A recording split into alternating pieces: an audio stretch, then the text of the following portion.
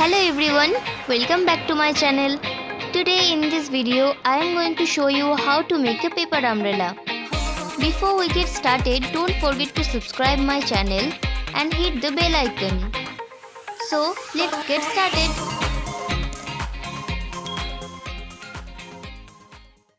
पहले हमें colouring paper लेना है और वीडियो में दिखाए तरीके से उसको फोल्ड कर लेना है।